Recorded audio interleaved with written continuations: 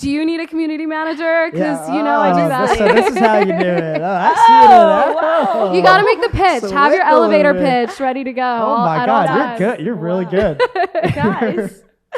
Damn, you got me. I guess I gotta offer you a job now. Yeah, next week. Where do I sign?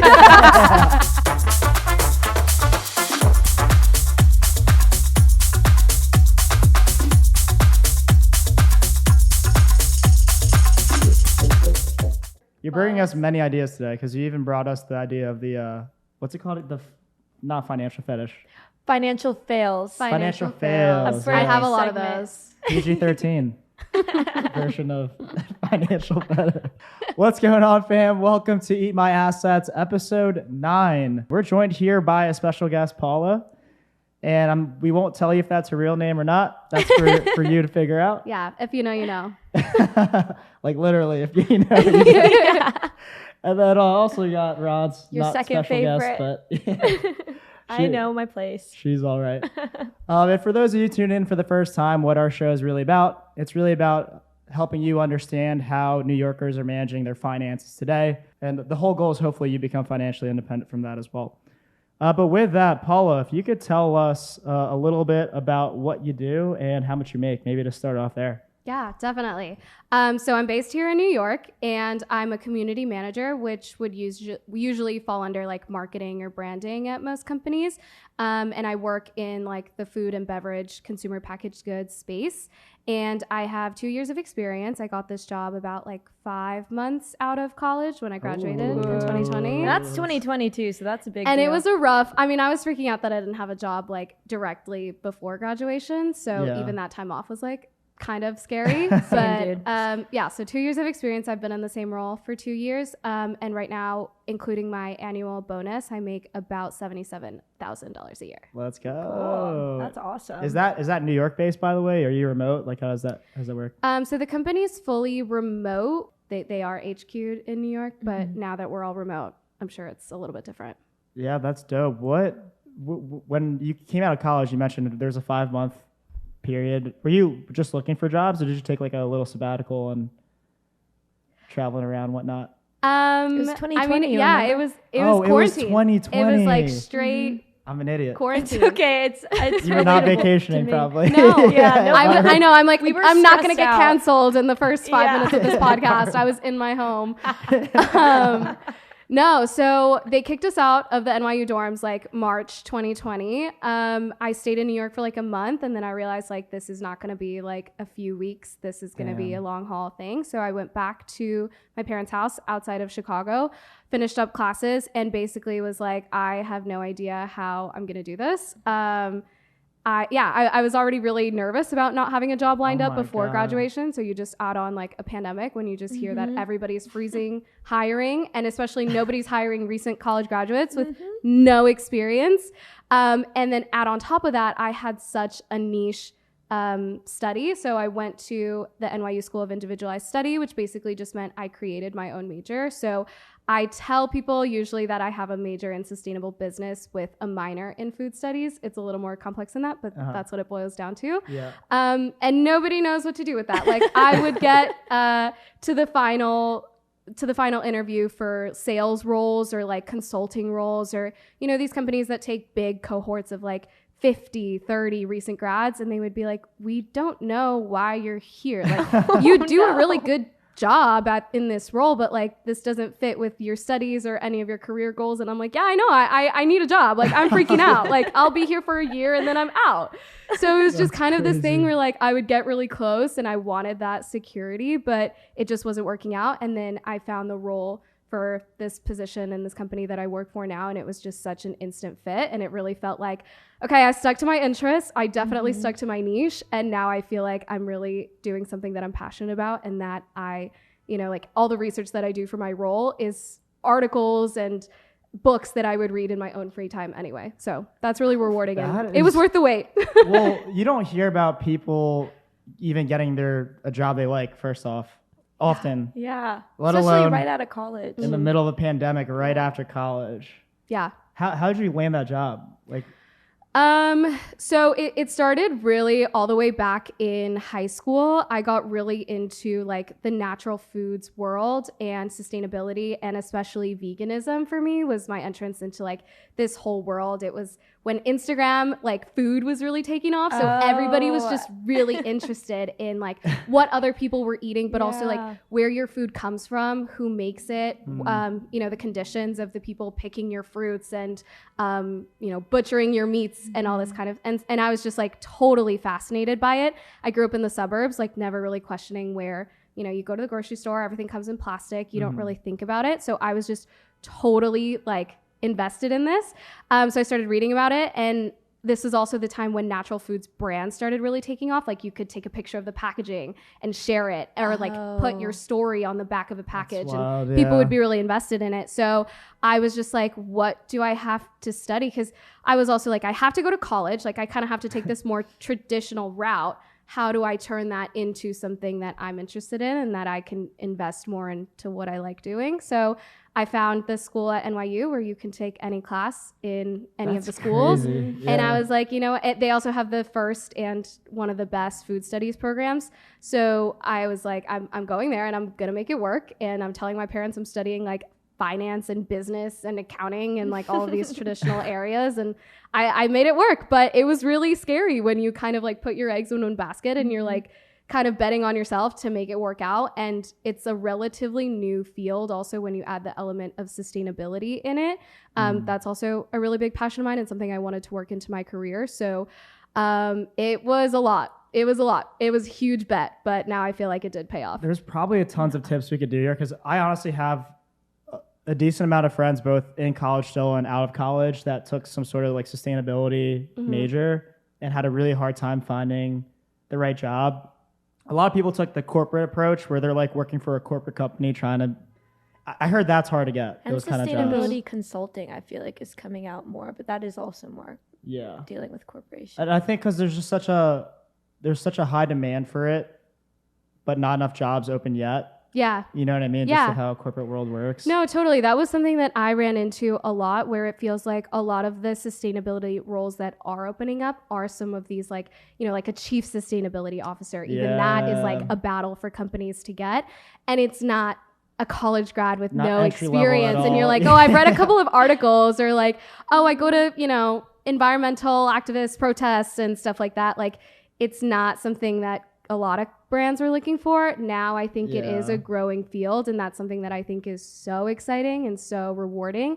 And yeah, I've talked to a lot of people who really want to get into sustainability, or, you know, at least do something that they're passionate about. And I have a lot of hope that it's happening. And if you want to, you know, you don't have to work for a nonprofit or an NGO. You don't have to just volunteer your time to do something that you think is meaningful. Like I think there traditional are. route. I've heard that a million times. Totally, Like, I have totally. to go like NGO route, or And it's hard too if you're first gen and you don't have like family money or like as much support. Like you have to go the more traditional route because you need that financial security, and you kind of have to figure that out too. So I think I've found a good balance of like, I feel pretty secure, especially in New York, but I'm also not doing something that I totally hate in exchange to make that happen. So yeah, it's possible. Are you're first gen?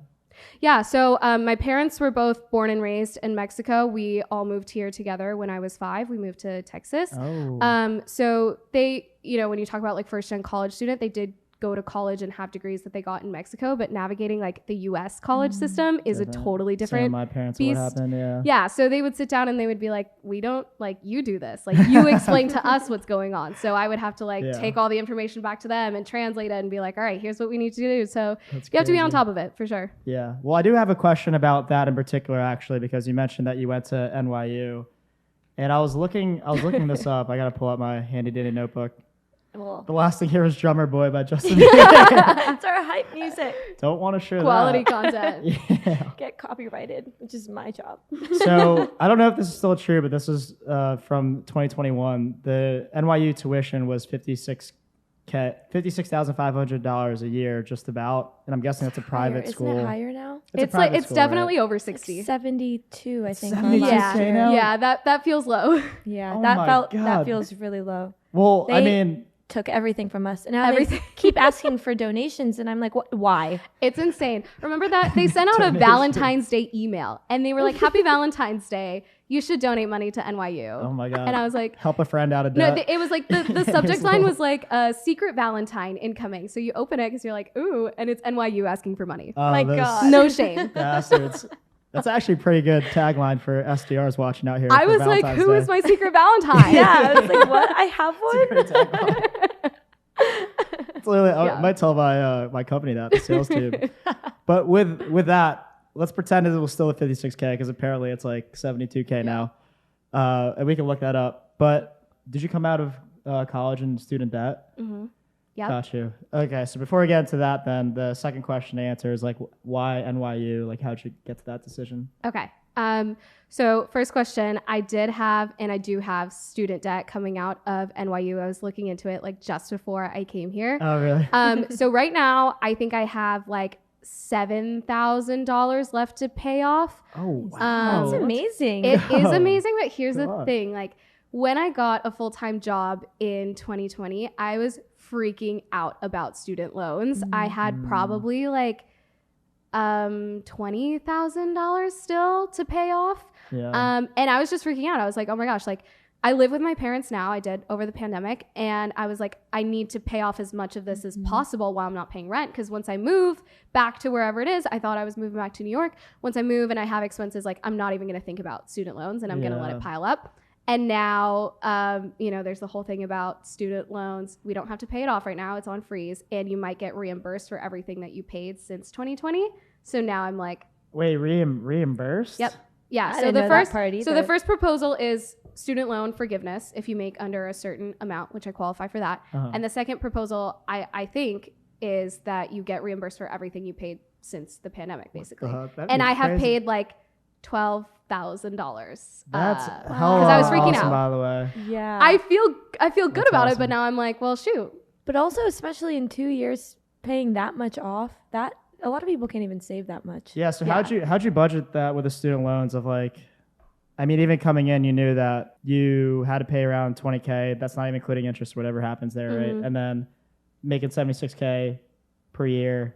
You knew you're eventually going to move to New York, so you're trying to tackle as much as you can before you get there. Yeah. Like, how'd you budget for student loans? Take that into consideration. So 2020, I did figure out that I qualified for unemployment in Illinois, which like was also a life hack that I found out from a friend, and like that helped a ton. I got a ton of money back those 5 months between when I graduated and I didn't have a job. So I put a large chunk of that check towards paying off my student loans because I was living at home. Barely had any expenses. And that was a sizable check. They were adding like $500 on top of per paycheck, right? It was really, really helpful. Yeah. That's crazy.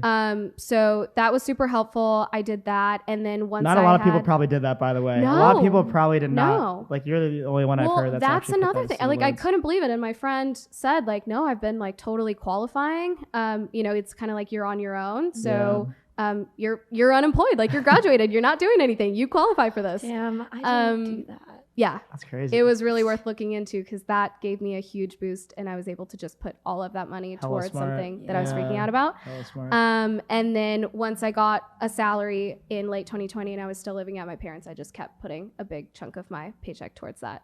Gotcha. So yeah, we'll see what happens. I mean, that's sick, A, but B, why like NYU specific? Were you concerned about the money when choosing a school or not at all? It was really just about the major because you mentioned sustainability was a big thing for you. No, I was super concerned, and my parents obviously my like second runner-up school would have been like the total cost would have been basically what we paid for my meal plan at NYU. Oh my God. So like pretty brutal choice to make, but worth it at the end of the day. I think worth it. I mean, I grew up in the suburbs.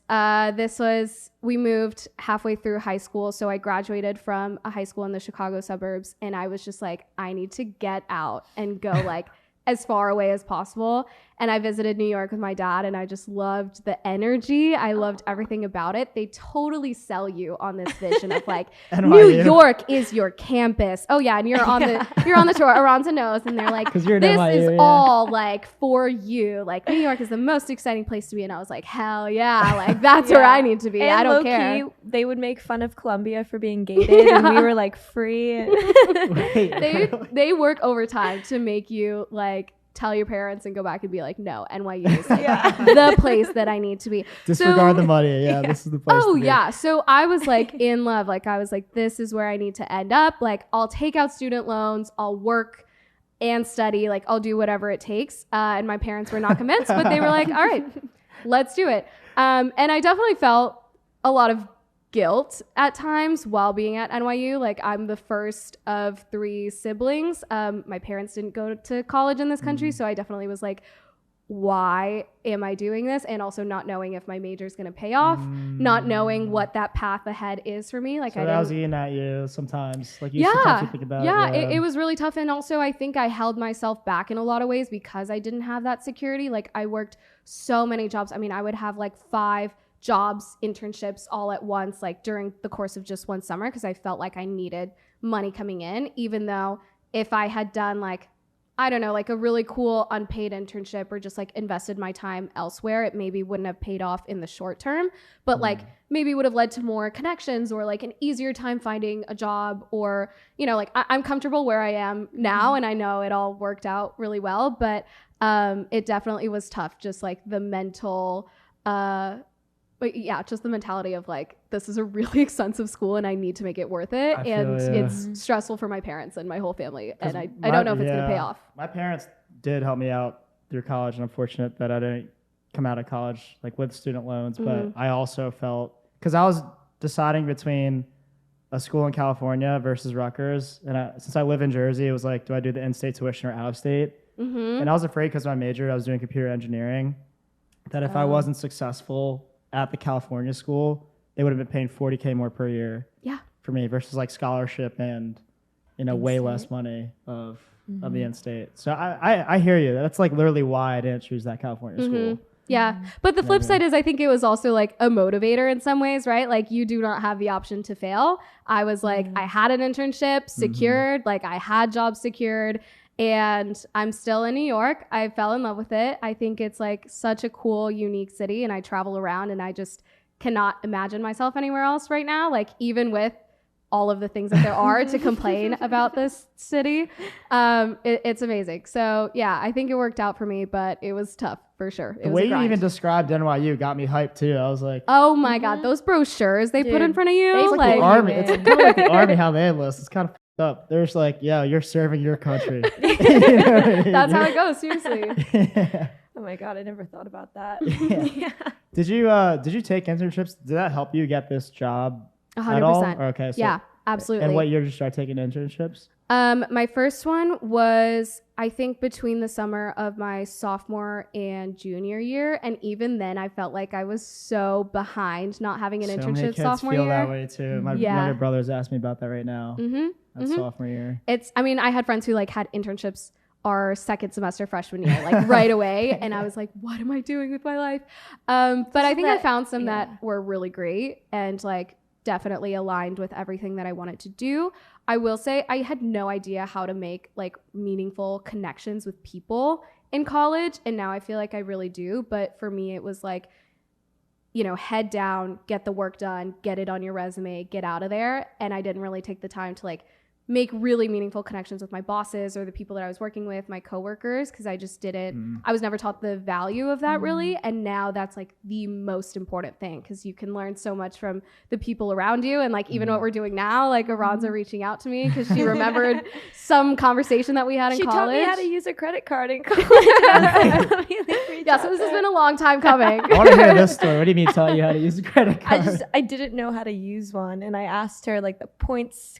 It was a Discover student card or something, right? And you were explaining that whole thing. It's a great entry-level card. Yeah, exactly. Yeah. I think that's probably what I said. That's why I got it. She influenced me. So like to apply for it or literally use it? Like to I'm get trying it. to. Oh, okay. It was my first card too because of her. Yeah. Mhm. Do they accept, what are the limitations for when they accept you? Because my someone close to me, close relative of mine, Okay. applied as like an 18-year-old and Asking for a friend. didn't get into the student card. I was like, this is weird. I don't I thought you're know. not supposed to have any credit for the Discover student card. Yeah, didn't I have no think so idea. either. I don't know. That's kind of like the cycle, isn't it? Like you need good credit to do anything, and then nobody wants to give you credit. It's the chicken before the Yeah. chicken or the egg. The regular Discover before the card, horse. though, is pretty easy to get now, too, even without. It's like a good first card if you're graduated or even if you're not. Just if yeah, you wanna even without the student let one. 'em know. I've seen that a couple times. But with the sustainability job in and of itself, like what kind of recommendation would you have for people that maybe college students even out there right now, potentially looking for a career in sustainability? Like what would you do looking back of how you tackle that? The biggest and like first thing that I always tell everybody is just like instead of looking externally and seeing, okay, let me see what already exists out there, because this is such a new field and everybody is truly carving out their own path. Even these like higher up people who have like, you know, ESG roles, chief executive sustainability officer roles, whatever, are just carving it out for themselves. So instead of trying to figure out what you can emulate, take some time to think about like, how did I get into, because it's a movement, right? Like being an environmentalist, caring about sustainability, about the planet, or even like social sustainability, DEI, whatever it is you're passionate about. Like think about your story, why you're interested in that, what it was that like sparked that for you. For me, it was like food brands and how they tell their story. I was really interested in this idea that you can buy a product and like vote with your fork, and there's just so much that goes into that. So I was just kind of like investigating my own interests and saying like, how can I apply that into the world and like create this ideal role for me. And I know that sounds really lofty, but I think that'll get you really far when you have a clear idea of who you are, what you're interested in, what kind of company you want to work for, or even just organization you want to work for, and why. Like everything just kind of aligns when you have that clear vision, because you go into interviews and you're like, yep, this is the one for me. And they're like, yep, this is the person we're looking for. They're clearly invested in what we do and our mission.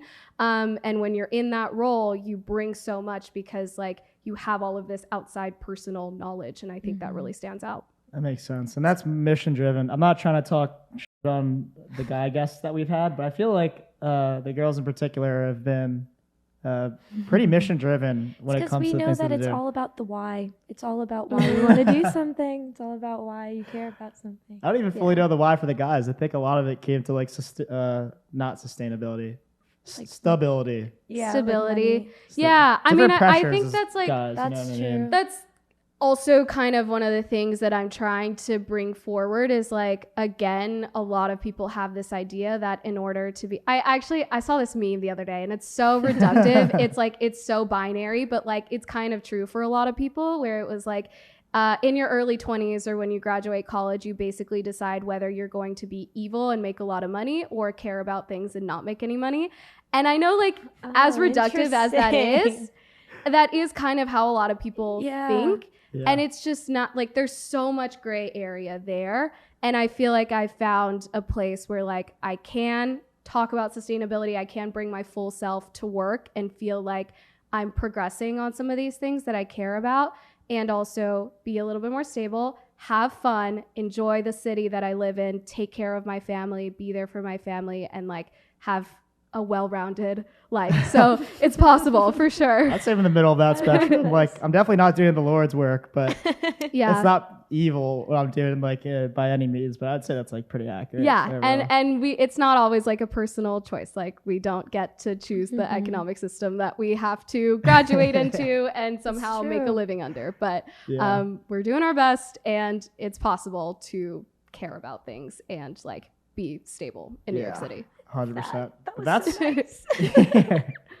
But what we could get into, I think that's a good segue into getting into some of the real shit here. And for everyone else, Paula actually was able to send us over quite an extensive sheet actually of her finances. We loved it. She made a whole Google Doc. I love too. a list. Yeah, my notes great. app. It's crazy. I usually make Aranza do that, but it's good that you use it.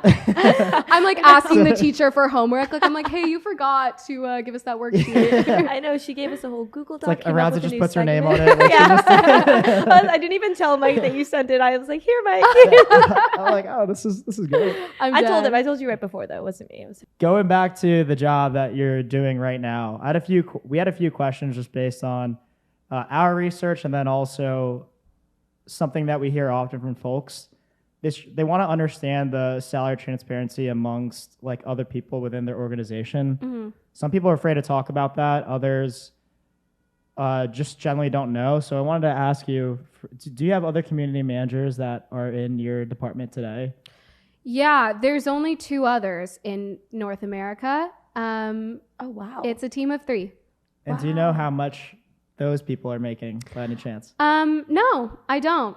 I actually don't know. I don't think I know how much anyone else in the organization is making.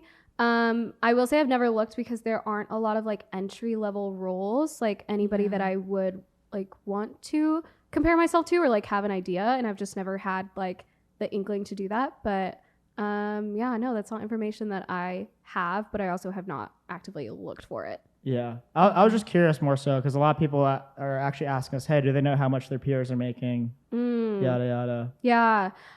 We're also like still, I think we're a much smaller company than people expect us to be. So it's not something that I can just like go on Glassdoor and look up like the dozens of people that have had this job or, anything like that. Y'all are probably the only ones. Well, have you looked at Glassdoor even for like community managers and how much they typically make? So I have, I don't think I knew what a community manager was before I was in this role, but I definitely looked around for any entry-level roles in like social media marketing, PR, communications in general. And I was expecting to make literally no money. And I was like, I guess that's okay. Everybody starts out making like 30% less than I make right now, maybe. So I was really surprised with my starting salary. I think I got like lucky. But yeah, it's not looking good out there for people starting out in social media. I was hyped for your starting. When I saw that, like when I looked at your stuff, I was like, damn, good for her to start off, especially in social media type of. Yeah, I don't know, that's awesome. Can we look up and see the social media entry level job? Yeah, I looked up because I think you're right. I think it's around like 45. It's like around 45, like 50. I think even like 55 to 60 was pushing it in my mind 2 years ago for a role based in New York, which is really crazy. But what's even crazier is there's some jobs that even if you work in marketing for in TikTok's company, for instance, like they pay 6 figures. Yeah. So it depends on what company you're doing marketing. Like tech, you work in tech. Yeah. And a lot of people do take that route. I know people who did like social media or just marketing in general for like Adobe, which is you work in marketing, but at a tech company. Like you would say, I work in tech, and the salary reflects that. Wow. Yeah, that's kind of crazy, I didn't know that either. But yeah, it's about 30. Well, it depends where you are, but generally 30,000 to 46,000. But in New York, it's a little higher. Oh my it's a little higher in New York. In New York, 45. Well, what's in New York? 45 to 75. Yeah. So I think it just depends where you're at. What you said. It's kind of messed up a little bit. How they're just taking advantage of. Yeah, that's one of the bad things about Glassdoor. I feel like some jobs it actually really helps, but jobs like this, it definitely doesn't help because people are using that as a basis to like underpay the fuck out of people. I also think social media and TikTok especially is such a hard platform to understand and be on top of, like the trends and all of this and how to get people watching your video. That's a huge role. And if you're picking someone right out of college who obviously spends a lot of time on TikTok and might love social media and might know how to do it really well, pay them for what they're doing for your company. If something blows up, that's because because of them. They know the platform. Whereas someone, not to generalize, but like someone probably higher up in the company wouldn't be able to do that because they don't engage with the platform as much. I get so heated about this. It's a lot of work too. I mean, even doing this and other, I was a community manager for my own company before, and that was just a pain in the ass. Like it's a lot of work. It's a lot too. for sure. And it takes a lot of skills. I actually always say I've done so many hospitality industry jobs, front desk jobs, things like that. We can talk about side hustles actually. But I always say what I do now, like the customer service or even just like customer engagement part of it is just like working a service job or a front desk job, like just over a computer screen. But it is a lot of like, how is this person feeling today? Is it worth my time? How should I respond? Like it's a lot of like empathy and people skills, and you can't train those things. Like it's kind of innate to a lot of people. So yeah. Do you have like a stop and start time though? Because what if someone reaches, so what do you specifically handle within the company? Like do you actually handle an actual account on a social media platform? Oh yeah. So what if people like talk to you at midnight? Yeah, I am very lucky. We have very strong boundaries on my team and just like in the company in general. So we don't work nights, we don't work weekends. And actually when I did my application, I was like, all right, so what's it like? Where do we switch off when we work weekends? And my boss was like, no, we don't do that here. Like you're not working weekends. That's awesome. So it's really nice. And like sometimes people do get angry at us and we'll come back Monday morning to a DM saying, why don't you answer my question? Like it's been 2 days. And we're like, our team doesn't work weekends. We're not here. Like they have lives. And I think that is also something that is like really invaluable because you'll hear people making these crazy salaries a year. And I'm like, I want to know how many hours you're working a week and what's your hourly salary come out to, and is that worth it to you? Because I'm like, I have a lot of questions. So that work-life balance is really, really important to me. And I think off topic, but I have to say it, I think it's a really underrated form of climate action to let your employees go have a life, go invest in the things that they're interested in, go thrift, go read, go surf, go be in nature, garden, whatever it is. Like that hard stop is really important to me. We don't have a clock in, clock out time at all. They're really flexible and trusting with us to just get the work done.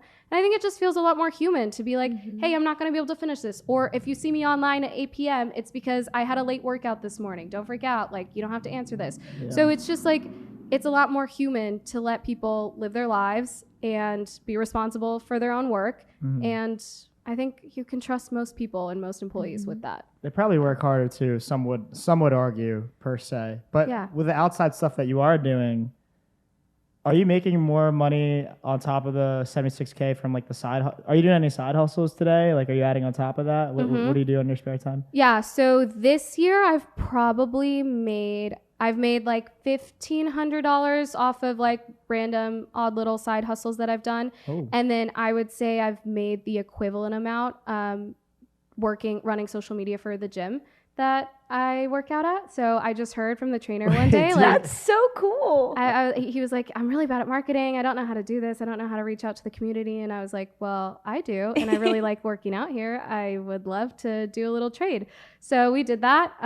They actually permanently closed. They flooded last week, which is like, and I was so upset because I found them. They were 3 blocks away from my apartment. And I was so excited to be like, yes, I have this gym for the winter time, right? Specifically. Yeah. And I did it for like, I worked with them for the full summer. I worked out with them. It was amazing. And then they like flooded. Oh my God. I was going to ask you where it was after this. I know. And I've been telling all of my friends, come to my new gym. I love them. I love the trainers. I love the classes. I've been like promoting this, right? Because also like if I'm doing their marketing, it's in my vested interest to get new people in. And I've been telling everybody about it.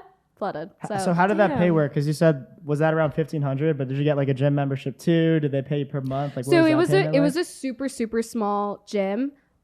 So we just kind of did like an even trade, like, hey, I'll do this marketing, I'll do this for your socials, and then I'll come in for like the group classes. And I got close with the trainer, so he was like, come in for a couple sessions, and we just did like kind of like an even trade like that. Last year when I first moved here, I was working for a more high-end like chain gym in Manhattan, and that is an amazing side hustle. Like if you go to the gym, that is like, I would recommend that to everybody, because you get a nice gym membership, you get however much you're getting paid an hour, you get close with the trainers, you can train and work out with whoever's there. It's just like amazing. And also like you have showers everything you need to get ready. On top of your full-time job? Yeah. So you work on weekends, or like how did that work? So when I first moved here, I had a little bit less responsibility in my full-time job. So I could kind of like move things around. I had less meetings, and the gym was right next to the office, but I never really had to be in the office anyway. It was just kind of a bonus. So I would work 2 to 3 nights a week and 1 weekend morning. So it was like a good amount. Pretty doable. It was a good amount, but it was pretty doable. And I saved a ton of money. Like all of these financial fails that I've been able to make, all of these like kind of out of pocket expenses that I've made this year have been because I just saved up so much money. You're a grinder. That's what you are. So, and you got free membership to the free membership, $250 membership. Damn. Wow. On top of the, $16 an hour you're making. I think we could all make assumptions of what gym. You might be surprised, actually. Actually, I can just say it. I was at Lifetime Fitness. Oh, right. It was Lifetime, not Equinox. That was my third not Equinox. guess. Yeah, I was at Lifetime. I keep saying the wrong facts. Lifetime's sick. It's so sick. So it's dope. And the pool, right? Yes. The pool Yes. They have a pool. Or the basketball courts. Everything's super nice. They just opened 3 new locations, but they have a ton of Lifetime Fitness in the suburbs. I love a bougie gym. I love ClassPass, and that gets expensive. Once you know. We'll put a Lifetime affiliate code down here to sign up for employment. It's just their job board. But with the other 1,500 you did, where'd that money come from? That was just like odd little social media jobs that I did. Kind of like I found through friends, like, hey, somebody needs I always have my ears open. Like, I'm like, how do you find these? It's like the NYU effect of like, you're always grinding, you're always looking for opportunities and like a way to get in, right? Like anytime somebody says, I need marketing, I need social media, whatever it is, I'm like, I can do that. They really brainwash y'all over there at NYU. Dude, anytime someone says anything about music to me, that's why my eyes light up. That's why I can't not talk to them, because they do that to us. Yes. Like always just everything's an opportunity. Yeah. That's what I love, like just being an adult too. It's like, it's either if you can't do it, you know someone that can, so you're providing value to somebody else. Exactly. You're like, hey, I actually know someone that could. I love that. That could help you out over here. Yeah, and we were talking about networking, and that's all it really is like finding out what people are good at, what they're interested in, and like, you just keep that in mind. It's cool to like expand your circle that way. Yeah. And with the expenses that you sent us, Brad, did you want to go through some of them and see what we're working with here as far as what Paula is spending? Oh God, yeah, I feel like now I'm in the hot seat. That's not too bad. We can do total expenses and then the couple breakdowns. Yeah. So total November expenses were $3,357. Sizable amount. Is that including good. rent? Wait, is that including rent or not including rent? We actually didn't go through rent. That's and stuff, including right? rent. Yeah. So that's amazing then. You want to ask her about rent, or It's should I just including tell rent. you? It's $2K for rent, right? You're paying $2K for rent? Yes. So $1,400 you just spent. Yeah. And we hear way higher is what I'm saying. That's Well, I can tell you what I've cut down on, because right now I know like my food expense, and like this is what gets people in New York, freaking like food and drinks. Everybody always wants to go out for brunch, out for drinks, out for dinner. And I also, like, as you can probably tell, I don't hold back on groceries. Like, I get the nice stuff at Trader Joe's that I probably don't need. So I rack up a check at Trader Joe's for sure, and then still go out to dinner and whatever it is people want to do. But I have cut down on that a lot. I don't really go out and spend like a ton of money on drinks anymore. Like, I've definitely found ways to just save money, go to the park with friends, go to museums, like do things that don't cost a ton of money and just like make you feel a little better. And just be like sober, like like stop drinking alcohol. You know what I mean? Yeah, get it together, guys. Yeah. No, I mean it is very interesting that there's like this sober curious movement in New York, and there's like pop-ups now with like zero proof cocktails and mocktails and everything. It's really interesting. I don't really think that's where I'm at, but it is kind of fun to just be like, we're not in college anymore. We're not going out Wednesday through Saturday. Are those expensive too, though? Are they charging you like $17 for a mocktail on those things? Are they? Yeah. Really? Sometimes. At bars, though, it'll be like $8, like if it's not non-alcoholic. Yeah.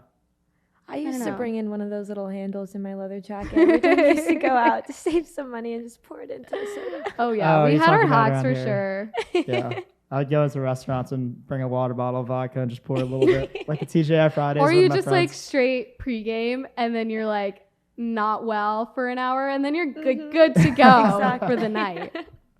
But 1400 though, but nonetheless, like that's pretty good from what I've heard.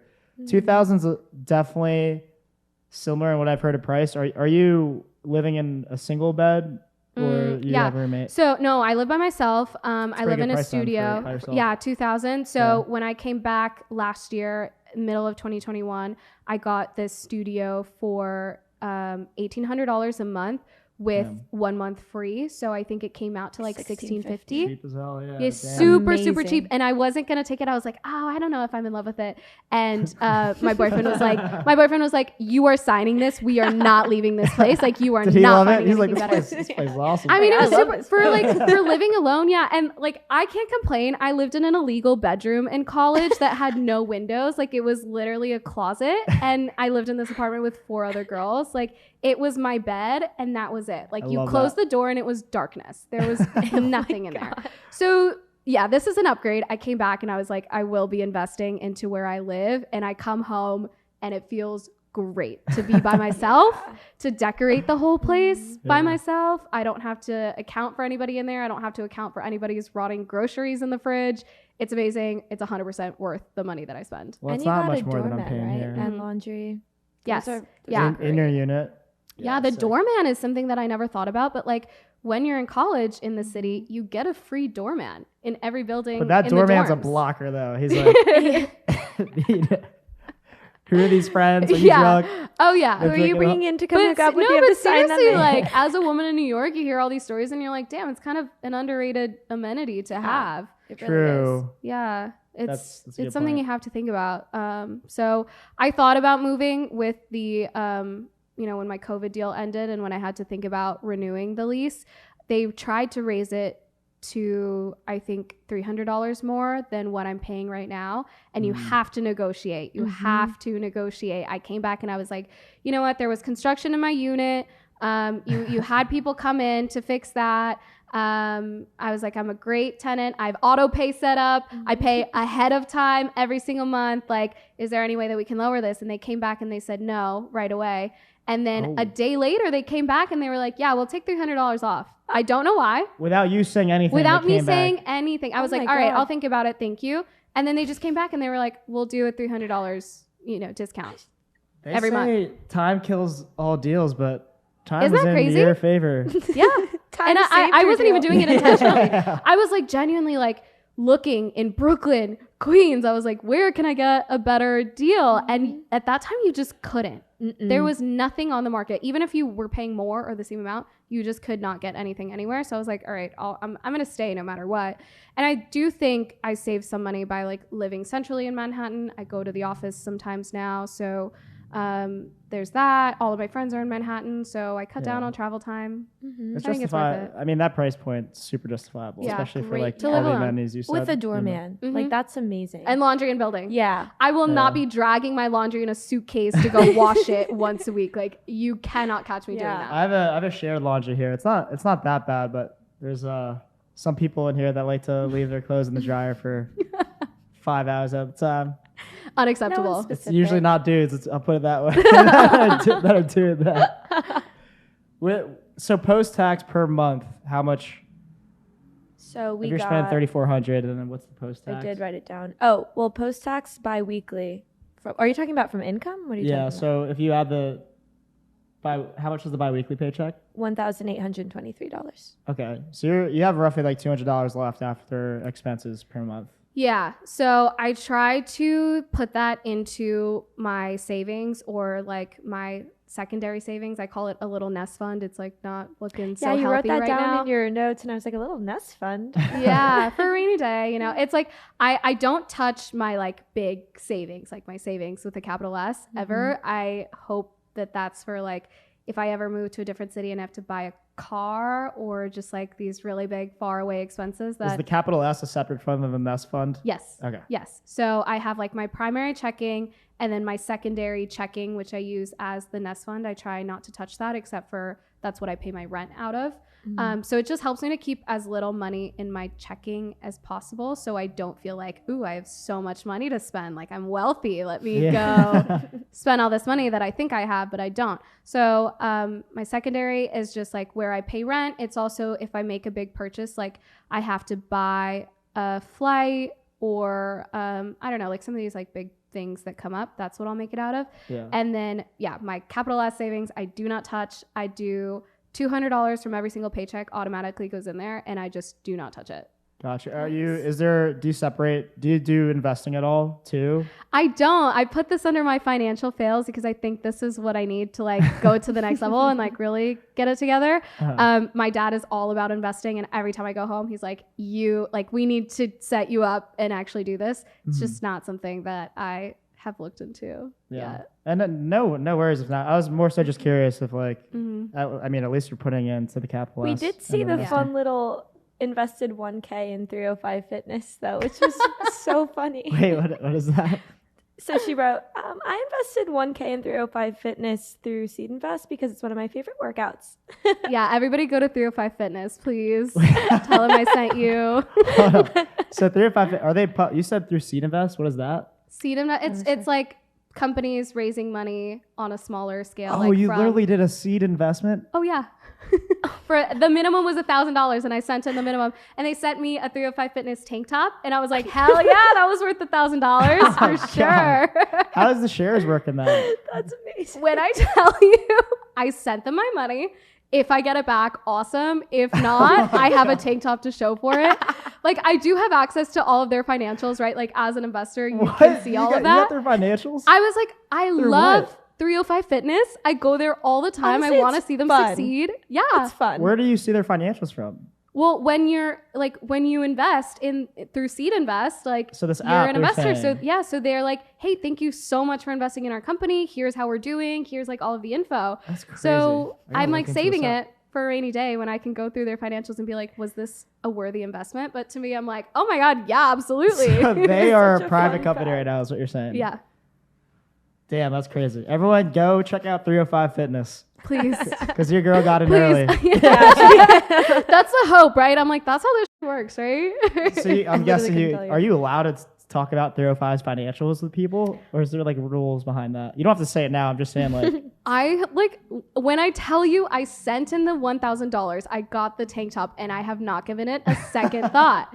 But I did actually, they did this like really fun event in New York City, and the CEO and founder was there. And so I was able to meet her and be like, I believe in your company so much. It's so much fun. I invested in you guys. And she was like, thank you so much. Like, we had this whole encaunter. So I'm like, if this is what investing is, like, sign me up. I'm having so much fun. This isn't FTX. That's some shady shit going on over here. I know. I hope this I'm gonna check as well. it out though. Yeah, I'm about to Seed Invest too. So something else, you put it under, or I put it under interesting topics from your list, but you love to go to concerts. We saw Harry Styles 3 times this year. I did. 3 times. 3 times. At MSG? Twice at MSG, and I thought it was just gonna be the 2 times. And then when I was traveling in LA, he was also in LA. Everything lined up. I got last minute tickets. We got there 10 minutes before he went on stage. Oh my God. Best money I've ever spent. I have Those no tickets regrets. were like $9,000. Okay, here's the thing is like when you're not planning to go to a concert, there are tickets on StubHub for you if you're like right outside the venue. So we drove to the venue, got these tickets for $50 each in the nosebleeds, but like I'd seen them twice. I didn't need to be in the pit. And then I paid more for the parking at SoFi Stadium than I did for the tickets. Oh my God. That's insane. What about the New York ticket? Were the New York tickets $50 too? I have a friend who was in the trenches on Ticketmaster, and she got them for face value. So that was pit, $200. Wow. That's so worth it. $200 couldn't even get you nosebleed seats. They were like $500 absolutely not. Nosebleed. So she got us tickets for the second night, and then the first night she was going with another friend, and I had FOMO, so I bought another set of $200 tickets. Can we look up how much Harry Styles made? I don't even know if that's gonna be public. How much he made? Because he played like 30 and he shows deserves at MSG. every cent. He played 15 at MSG, and like maybe like 5 in Chicago, 5 in Austin. Wow. 15 in Says LA. for his 2022 tour, Harry God. Styles has been reported to make $2.25 million per performance. Oh my. And he played 6 God. nights at MSG, and that's probably higher for MSG. No, he Wow. played 15 nights 15? at MSG. Oh, you're right. 15 He got nights. the flag or something. It was Yeah. 15 It was nights also at such a MSG. wholesome TikTok watching him see his flag come Right? down. I teared up a little Right? bit. Like he I deserves bet that you're talking 22 about- Awesome million. too. Damn, that is crazy. Yeah. He puts on a great show. I had an amazing time. I love him. I've He's a been a great fan for 10 performer. years. Yeah, I'm so I'm a I'm big fan too. yeah, that's money well spent to me. Yeah. And we're decent. I've become a Harry Styles fan over the past year. Psych- Mike iconic. plays Taking him a some time. lot when we're trying to Yeah. I love that. I was telling her I was at this one vibe with a friend at a cafe, and it was like sunny outside. As it was playing. It was like Come on. it was high enough where you could still talk to each other, but you realize like, hey, it's just like us and a crowd of people, and we're just having a really great conversation. Yeah. I was like, this Doesn't is- get this better is than awesome. that. This feels like a movie right now. Oh, financial fetish. F squared. Financial fetish. Did The you know- branding on this podcast is like so consistent. I love it. Y'all I thought of know. everything. I still don't know if I could get in trouble for this, but I know. We'll I find put it out. on my We'll find- LinkedIn and I was like, is it okay? did you put financial fetish? No. Eat my assets. I cover financial fetishes. Yeah, we talk about financial fetish. I should add that in. Did you know what that meant, by the way, when you first saw the word? Did you get it or no? I think I heard it like I was watching a clip of the podcast. So it was like Gotcha. explained to me immediately. If I saw it out of context, I mean, even like eat my assets with your logo, I was like, is this what I, like, but I was like, you know what? This is the world we live in. Like, it's a funny pun and I appreciate that. Shout out to my boy Jeff. Thanks for the design. Yeah. So with a financial fetish, you can really think about it as like a little life hack you do to save money. Mm-hmm. It could be personal to you, even if it's weird. Yes. I think that's where the fetish part comes in. The pleasure part is the fetish. Oh, part. and the pleasure. You can't forget Oh. the the pleasure. weird pleasure. Yeah. Ooh. Yes. To a Okay, T. that was an unexpected twist.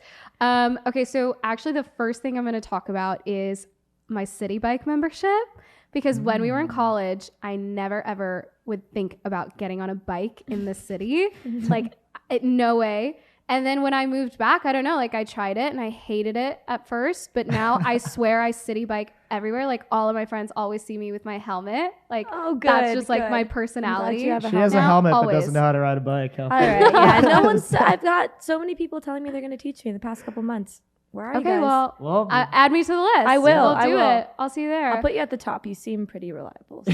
Yeah, I mean, you get really used to it, and especially where I live, it's like you know which avenues to go up and down, you know which streets you can go across, like where there's bike lanes, and it saves you a ton of money. Like now I take the bus and subway a little bit more, obviously now that it's getting colder, but over the summer I almost never take the subway, and it's disgusting down there. Like you do not want to be at a train station. but what about when it's like really hot out and you don't want to sweat? Like, did you bike to work and whatnot? Well, that's the amazing thing about working remote.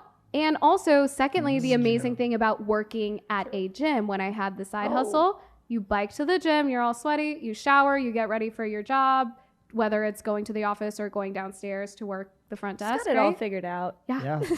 Yeah. Can't Seriously. fight that logic. Yeah. Yeah. That sounds like Or even like, if I didn't have a gym during the summer, you get on the bike, you ride around for 45 minutes, get your free ride in. That's a 45-minute workout for free, like if you pay for the membership. how much money do you think that saved you over time just using city bikes versus the city bike? I've membership? never done the calculation and I really want to, but I mean, it's $180 membership now for the full year. That's what people spend on the train in a good. month. So Yeah, True. at That's least a lot- 100 a lot of spend people around do. 100, It's like for a given 127. month. 127 for the monthly 127, metro. yeah. So I think it's like a good investment. I really like it. It definitely gets me helps me get some physical activity in sometimes, even though a Yeah. lot of the time I'm on the e-bike and I'm just like speeding past the Ripping. Postmates guys. No, but it's fun. It's a really good tip. Like if you're comfortable with biking or if you can get into it, big fan of it. That's And good to I know. do Good like advice. biking. Like I'll do the longer bike rides sometimes. Last year, my boyfriend and I biked all the way up to the top of Manhattan and like all the way down. Like we did that whole trip. Super fun. What does top of Manhattan mean? Where's Like that all at? the way to 218th, I think it stops at. Damn. Post Harlem, end of Harlem. Yeah. It's Inwood. Yeah, that's far. Inwood, and then we had dinner reservations down by Seaport. So like we made sure we're going all the way down. And you worked for it. Oh yeah, those hills up in Harlem. Ooh. They build the quads for sure. It was intense. But yeah, city bike, great fun activity, great way to get around. Great way to avoid the trains if that's something that you want to do. But yeah, I don't have to go into an office every day at 9 a.m. and look really nice. So that also helps. Some caveats there. Yeah, that definitely helps. It's part of the routine. You said there's a number 2. What was the number 2 you got in mind? So yeah, number 2, big one for me. Obviously, this is something that I think about a lot when I'm like watching my consumption. But thrifting has been like top of my list for the past like year or so. I have only made like 5 new purchases this year in terms of like clothes, shoes, purses, everything. Everything else has been secondhand. My whole outfit today is secondhand. Oh, let's go. Right? And secondhand Zara too. Like secondhand Zara from East Village Thrift. And I've also made that into like a fun activity. Like that's something you can get together with friends and say, let's go thrifting. Let's make a day out of it. Save some money. Reduce your consumption. You know, I do have one friend that asked me to do that sometimes. I'm like, no, I don't want to. I don't feel like go. You'll find some sick stuff in there. Yeah. How much are the discount? How much would you say? So even that shirt, for instance, how much would you say the regular price was versus what you got it at? So this one from Zara is probably like $30 new from Zara. I feel like that's kind of what maybe like $25 to $35. And I got it for $7 at the East Village thrift shop. Damn. Sick. That is pretty good. Pretty insane. Gotta make a trip soon. The only thing I will say is like you can absolutely still get carried away thrifting, especially like online through the apps, Depop, Poshmark. It's so easy to still, like online shopping. I don't really know if this is gonna fit me, if it's gonna be my style. It's still easy to like buy something you don't really need. So if it's, are you getting, because I mean, what you said, that's close to 75% off.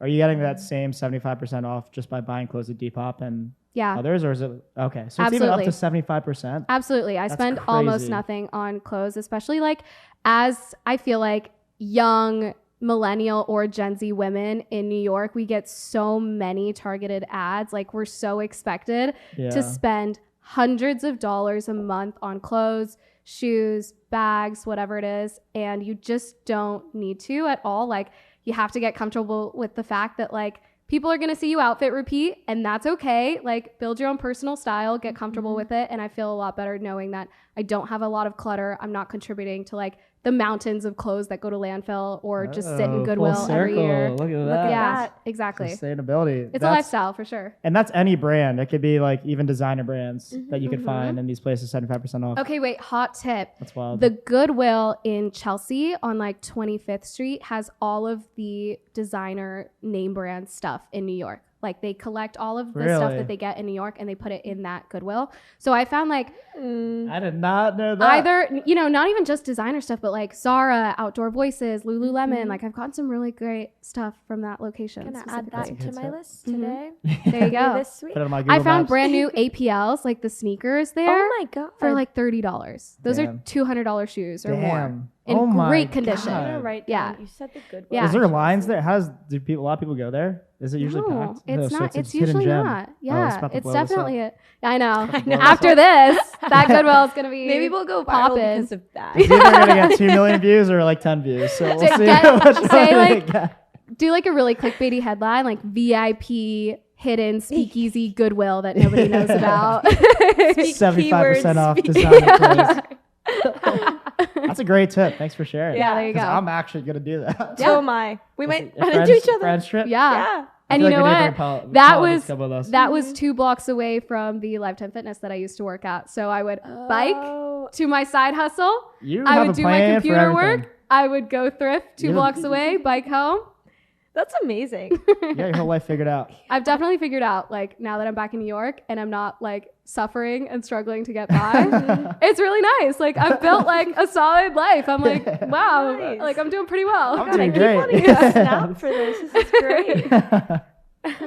Let's go. Yeah, I'm 100% going to be. Yeah, we will be Hot there. tip. You might see us there now. Yeah. Yeah. Oh, Actually, meet and greet. Go here. Maybe taking a step into the future of what you want to do what do your future financial goals look like, and even position that you want to be in career-wise? This is a really hard question because it goes back to the whole, number one, there aren't, any traditional paths carved out for what I want to do. It's kind of a combination of like a creative role, a sustainability role, social media, maybe a little bit of PR and communications.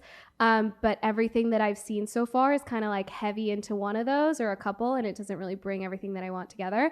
And this is like the individualized study person coming out in me where I'm like, no, I want it all. Like I want something that blends everything that I'm interested in. So I'm not really sure. I kind of have to think of it more in terms of like lifestyle and like, okay, do I want to live in New York City long term? Do I want to like have a farm one day and like grow my own food and like really bring it full circle? I think something like that could be really cool. Do I want to like be an entrepreneur and do my own thing? Because obviously you need a little bit of money to do that, or at least connections or something. So I definitely don't have it all figured out. I like just got this part of my life figured out. So I'm like, I can't even think 5 years into the future right now. But we'll see. It's more so in terms of like what bucket list items do I want to check off, and I guess I'll figure out what the financials look like from there. So it sounds like it's like end goal in mind first, and then whatever happens in between and how you get there, that's what you'll figure out. Totally. And I think that's like my general life philosophy too. Like in high school, I had such a vision for what I wanted to do and what I was interested in, and no idea how I was going to get there, but that somehow aligned, right? And like I'm here, so I just have that faith that like it's going to work out somehow. I love that. That's a great mindset. Well, I'm sure that's going to come quicker than you think, because just about everything else is planned out in the best way possible. But thank you so much for coming on the show and, being really transparent with us about what you're spending, how you manage your finances and whatnot. Yeah. And hopefully someone else can learn here. There's probably going to be a lot of questions about sustainability, I'm sure, of like. Yeah, we might have to call you back to help answer some things. Yeah. I will do it. Let's do it. Like a full AMA. Just be you. Oh my God, we can do a TikTok live. Is that how we're going to go? Yeah, man. Ooh. Or it's probably just going to be about the Goodwill shop that you're talking about. That's also true. I'm very interested. Okay, I do not want like ghost silent watchers on these clips. Like if there's something that seriously like you're interested in, leave a comment. I'm gonna read them. Like I will be in the comments, just like seeing what people say, because I'm very intrigued, like what stands out to people. Oh, let's go. Cool. Might have to give you the keys to our account so that you don't get doxxed. But I know. Do you need a community manager? Because I do that. So this is how you do it. I see it. Wow. You gotta make the pitch. Have your elevator pitch ready to go. Oh my God, you're good. You're really good, guys. Damn, you got me. I guess I gotta offer you a job now. Next week. Where do I sign? I love that. It's a great idea. But for everyone else tuned in, thank you so much for joining us. And you can find us every other Wednesday at YouTube for the full episodes. And then we are at YouTube Shorts, TikTok, Instagram Reels. But Veronz, if you wanted to sign us off here. I want to play Drummer Boy, but we can't. So I'll pretend we're playing Drummer Boy by Justin Bieber. But you can play it to yourself, and that's how we're signing off. Yeah, maybe we'll add the lyrics below, because we're going to get they're going to get the video taken down.